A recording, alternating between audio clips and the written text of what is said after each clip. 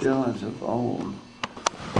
Sort of taking the lead and getting information from candidates for office for the conservative groups in South Carolina, the 9/12 group, the Tea Party group, those organizations. And we put together a group of questions that we're going to be interviewing all the candidates for governor that will talk to us.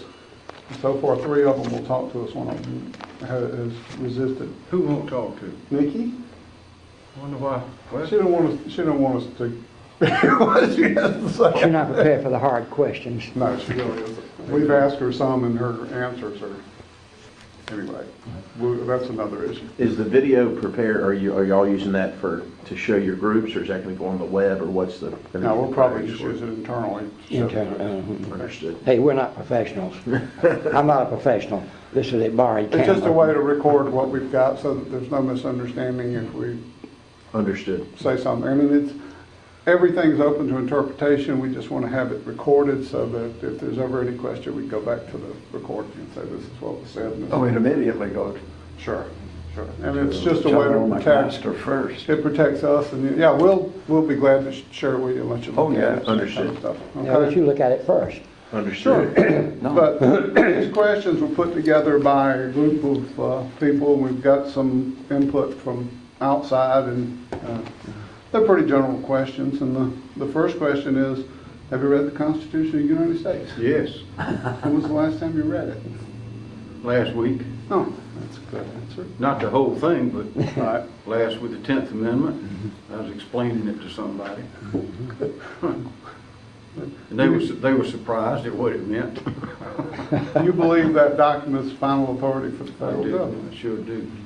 And I wish more people understood that.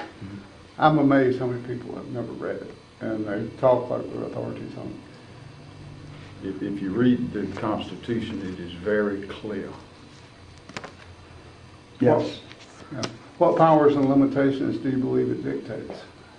Well, it puts the limitation on the federal government, and of course, as the 10th, it limits the power of the government with the 3 branches against each other. It is a limiting document it is empowering, but also a limiting document on the national government itself. But as made clear by the 10th Amendment, those powers not expressly given to the national government are reserved to the states, and they're express powers that are given to raise the military, taxing is in there. Of course, the income tax came later through an amendment, a direct tax. Weights and measures and a court system and those things. And as somebody once expressed that the role of the national government was to protect the shores, deliver the mail, and stay off of my back. And that's all statements about the government. That is a pretty good capsule to help people remember. But everything that is not given expressly to the national government is to be reserved to the states, because it is the states where most of the decisions are supposed to be made, because the state governments are the closest to the people. If you have a problem with the way your liberty is being affected, you ought to be able to go to your state government face to face. I think that was one of the principles in the document. That is, there's certain things that could be handled from a distance far away where the people could not travel to go see their representatives, but everything else is to be left to the states, and I'm afraid that we've gotten way away from it. But you agree that Congress today, and certainly the current administration in power in Washington, really pays little attention They to pay it. no attention to it. None. Oh, I agree with you. None. And it's remarkable to me how they do that. Well, I know the answer to the second question then. Have you read the Constitution of the State of South Carolina? Yes. Do you believe we should govern by this document? Yes. And what is your current position on the statutory language on roll call and spending accountability bills? The roll call, recording roll call votes is an issue that Ms. Haley's brought up, and we've got some opinions. We just want to hear what your I think opinion is. I think it's a good idea. I think that they ought to, you have to have accountability and roll call votes do it. I think they need to be recorded. On everything? Well, if you have some procedural question, I believe that there's some things that are so routine that they do not need to be recorded. Because to require a recording of every single thing would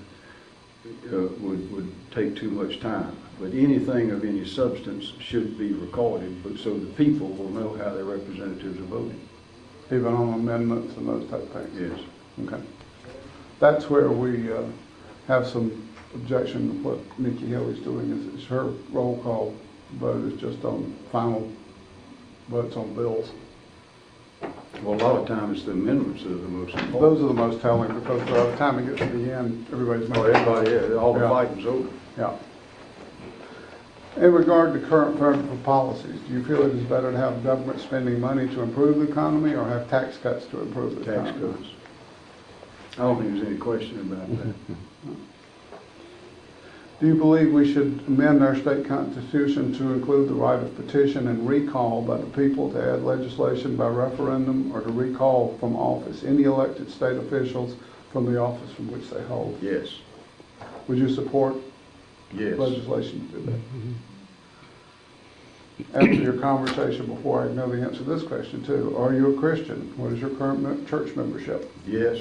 First Presbyterian Church, Columbia, South Carolina, been there my whole life. Some of these questions are designed for other candidates, and I know the answers. Now, Peggy and I were married in the First Baptist Church on Main Street in Spartanburg, South Carolina. That was her church. It's a little bit bigger than our church. What are your views on about illegal immigration? I think we ought to stop it. The federal government, that is a national obligation, and it has not been done, and it's caused enormous problems. It's going to continue to cause enormous problems. In the state, we have taken good steps with the laws that were passed to prohibit and punish the hiring of illegals. And they're good laws, and I think that the last one, the last phase is phased in, I think this July, on the smallest employers. That was a step forward, but that is a national government obligation that has been ignored for years and has caused us a lot of harm. Do you support any kind of amnesty for illegal No. aliens? Do you support keeping the Confederate battle flag at its current location on the Yes. state routes? I think Bob's got some. Well, questions. yes, because you well remember, I think you were chairman of the state Republican Party at the time of the flag fight.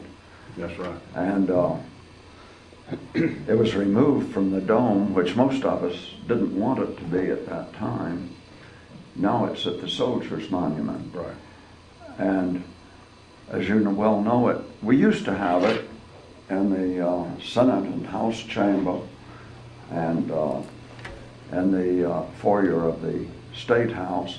Well, I remember. And it's down to just one place. And I'm very active in the SCV, and I remember a newspaper reporter at that time who used to work for the state, and he was very liberal, but a good reporter, John Mock.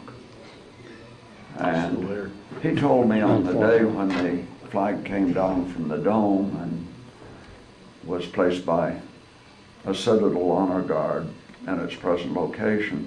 I was there. Oh, I'm certain you were. And he said, I have decided that you'll have around 70 to 80,000 people in this state that really love their Southern heritage. They do not want to lose their symbols. And he said, you may not have the power to elect everybody you want, especially at statewide level, but you can defeat anybody you want. And that